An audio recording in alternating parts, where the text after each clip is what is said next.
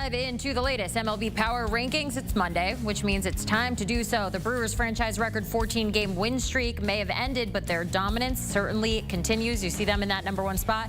And the Yankees, painful to say, a little bit back on track with a strong week. Joining us now to break it all down, CBS Sports' Snyder and Julian McWilliams. So, Matt, the Cubs are just outside the top 5 at #6, and they open up a 5-game series with the Brewers today. What's at stake for Chicago? They need to solidify their wild card spot and just focus on get that top wild card. You can host a 3-game series in Wrigley Field because I don't see them outplaying the Brewers by 8 games the rest of the season. Now, sure, the Brewers made up 8 games really, really fast, and the Cubs have more than enough time to completely flip that script. But, you know, the Brewers building this big of a lead, anything outside of the Cubs sweeping the Brewers in 5 games, I would say, means that the division's off the table, and I just can't see them sweeping them in 5 games. The offense has not been near good enough in the second half. They've been playing mediocre baseball for several months now. Kyle Tucker is broken right now, so a lot of things would have to change right now for the Cubs to really carve into that division lead. So again, it's focus on hosting that wild card game instead of having to go to San Diego or Philadelphia or something like that. Yeah, I totally agree. I think this is necessary. The Brewers are just a hot team, right? And sometimes you get hot at the right time. Well, they got hot in the second half of the season and intended to be the right time. So with the Cubs, I think they just got to get back to playing consistent baseball, right? They've been inconsistent. Pete Armstrong struggled. Kyle Tucker struggled. So when you're looking at that team, yes, they still have a plus 117 run differential, which is actually second to the Brewers. But they're going to have to figure out a way to put together some wins because the National League is indefinitely the toughest division in baseball.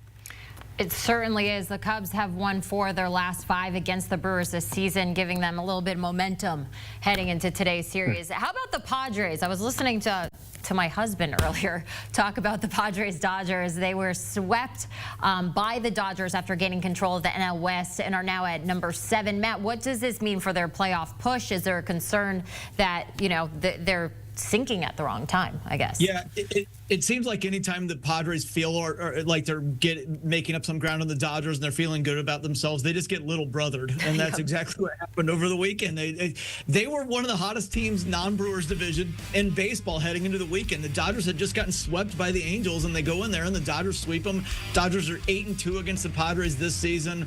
It's kind of unbelievable how that went down, but look, the Padres are still a very strong wild card team. I expect them to get things back on track against a Giants team that is absolutely terrible right now. So I just talked about the Cubs and that wild card situation.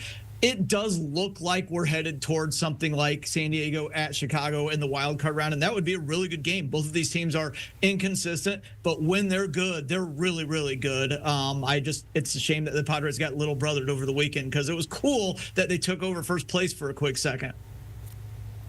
Jenny, that's what champions do, right? When you feel like you're right there, they suddenly just take off again. And I think that's what we're looking at with the Dodgers. Look, I mean, the Padres have one of the better rosters in baseball. They obviously had the best deadline in baseball. Ramon Laureano's been one of the better players in baseball, probably the best trade deadline acquisition, if you ask me right now.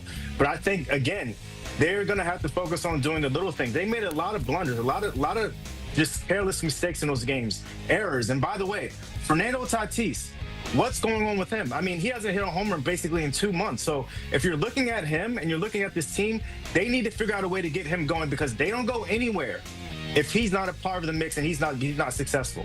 That's a really good point. Matt, I'm going to ask you next about the Guardians sitting at #15 after being swept by the Braves, now falling 3.5 games back from that final AL wildcard spot. How can they recover? Well, they were probably playing too good, right? Like they looked like they were going to be one of the major sellers going into the trade deadline. They'd lost 10 in a row, and all of a sudden they got really, really hot, and everything was clicking for them. They got right up on the Yankees' heels. Now they've lost 4 or 5. The Yankees probably woke up last week. I think the Royals are probably, as you can see, I ranked the Royals ahead of them. The Royals are probably a bigger threat for the wild card at this point, and what the Guardians can do is go back to playing how they did before last week, but they do not have an easy upcoming schedule at Arizona, at Texas. Not the hardest teams in the league, but that's not an easy trip. And then they've got the Rays and Mariners at home before they go to Boston, before they go to Tampa. Then they host the Royals. Like, they don't play any pushovers for quite a while, so they need to lock back in and play consistent ball again. I don't really think that's coming. I think that they were playing too well, and last week was the regression.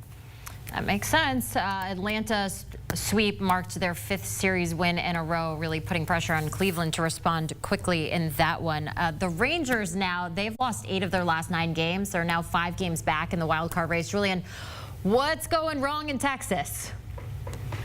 For me, it's simple. It's similar to the Mets. Your best stars aren't performing. Marcus Semion's not having a good season.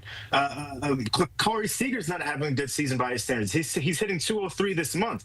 Adolis Garcia has not had a good season. He's on the injured list. And if you're looking at this team, you're saying, well, what has happened? Well, I think it has to start with the stars. Jock Peterson, another guy who hasn't played well this year. So I think this team, they have a lot of talent. Probably one of the best pitching staffs in baseball. And I think that's what helped keep them afloat for this long. But when you're looking at your star position players not performing, that's a problem. Yeah, that's a problem that you talk about their stars not performing. The Rangers offense has scored just 21 runs over their last 9 games. That's their lowest 9-game stretch all season long, so they got to get that offense going. The Diamondbacks, they're number 19 after being swept by the Rockies. Reports that Ketel Marte is frustrating his teammates. That's never a good sign. How big of a concern is this for Arizona, Matt? A pretty big one because, look, so much went wrong this season. It started with Zach Gallen being pretty much bad from the start of the year, and that continues right now. The bullpen kind of fell apart early. Corbin Burns went down, needing Tommy John surgery. But the one thing I always thought with this team is, even when they traded Josh Naylor and Eugenio Suarez and Merrill Kelly for the trade deadline, was they're going to get Corbin Burns at some point back next year, and they have such a good foundation on the offensive side with Corbin Carroll and Ketel Marte both locked up for several years.